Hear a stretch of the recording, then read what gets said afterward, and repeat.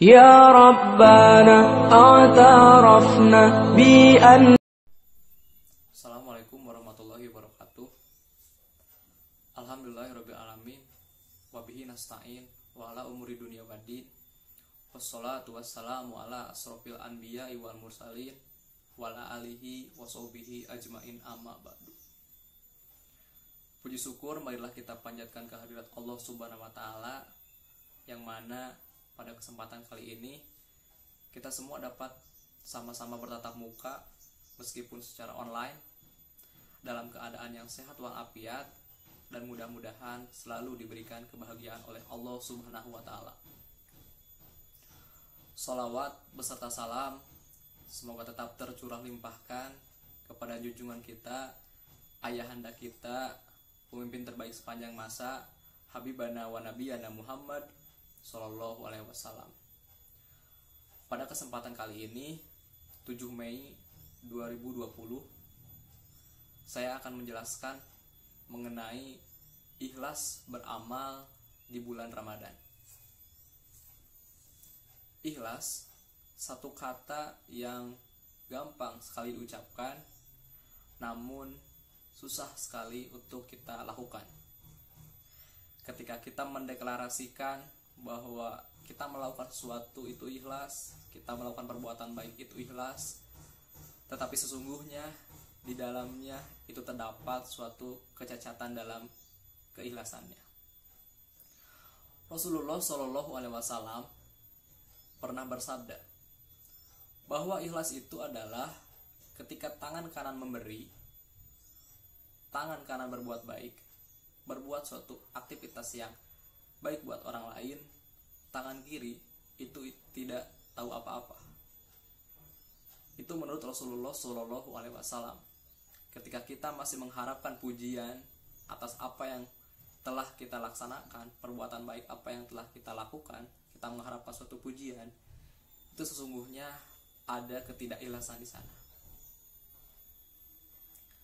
Ketika kita berbuat baik masih mengharapkan imbalan terima kasih, di sana adanya suatu ketidakikhlasan.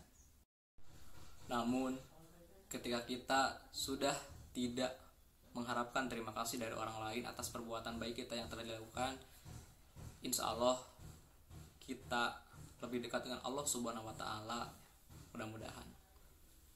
Ketika kita tidak ikhlas dan masih ingin mengharapkan terima kasih dari orang lain ketika melakukan suatu kebaikan, jangan-jangan kita melakukan kegiatan itu atau perbuatan tersebut semata-mata bukan karena Allah Subhanahu wa taala, tapi karena manusia. Ada suatu kasus misalnya seorang memberikan sejumlah uang kepada orang lain untuk misalnya ongkos pulang. Namun orang tersebut meminta imbalan berupa ketika ulangan misalnya diberikan contekan. Nah, itu artinya adanya suatu ketidakikhlasan, adanya suatu niat ganda. Ikhlas itu satu, tunggal. Ikhlas itu ada dua macamnya. Yang pertama adalah mukhlis, yang kedua adalah mukhlas. Mukhlis adalah ketika seorang melakukan kebaikan, ketika seorang beramal atau melakukan suatu tindakan yang positif, dia masih mengingat perbuatannya, kemudian masih menyimpan dalam memorinya suatu keikhlasan tersebut. Yang kedua adalah mukhlas. Ketika seorang melakukan suatu perbuatan baik, orang itu melupakan serta-merta apa yang telah dilakukannya. Nah, ketika kita mukhlis tadi, artinya ada kesempatan munculnya ria di sana.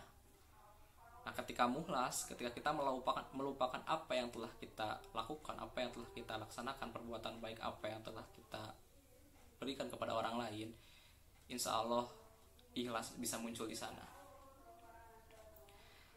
Jadi kembali lagi, kalau kita sering begini kepada orang, misalnya kita memberikan suatu hadiah atau memberikan suatu perbuatan baik kepada orang lain, kemudian kita ngobrol dengan diri kita sendiri, kok sudah dibantu, sudah diberikan apa-apa, kok tidak ada terima kasihnya sama sekali orang itu. Nah, ketika kita melakukan atau mengucapkan suatu hal tersebut, maka itu tidak ikhlas juga. Jadi sebisa mungkin sekarang hal-hal seperti itu atau kebiasaan-kebiasaan seperti itu harus kita jauhi. Termasuk juga misalnya sodako misalnya, atau mungkin infak. Lebih baik kita tidak ada namanya, bisa jadi anonim atau mungkin hamba Allah. Misalnya uang kecil bisa-bisa saja tanpa nama misalnya.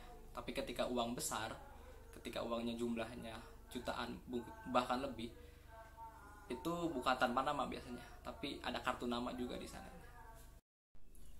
Jadi orang itu beruntung ketika tidak dipuji.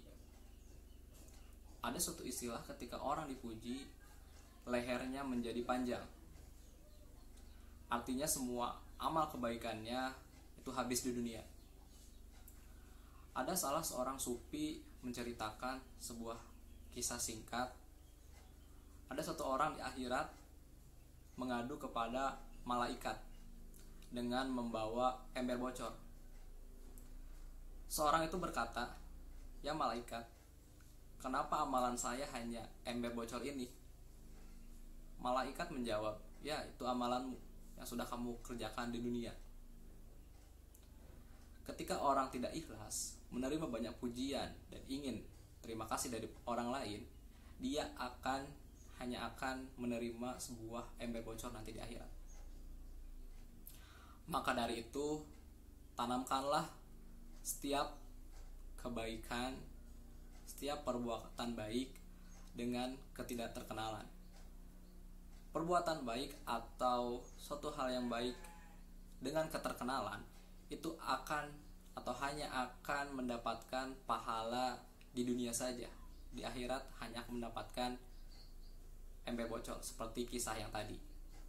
Semoga di bulan Ramadan ini kita semua dapat ikhlas beramal, kemudian menjadi pribadi yang lebih baik lagi, bermanfaat bagi orang lain, bagi orang tua, kemudian bagi nusa, bangsa, agama, dan lain sebagainya. Demikian kultum pada sore hari ini. Selamat berbuka. Wassalamualaikum warahmatullahi wabarakatuh.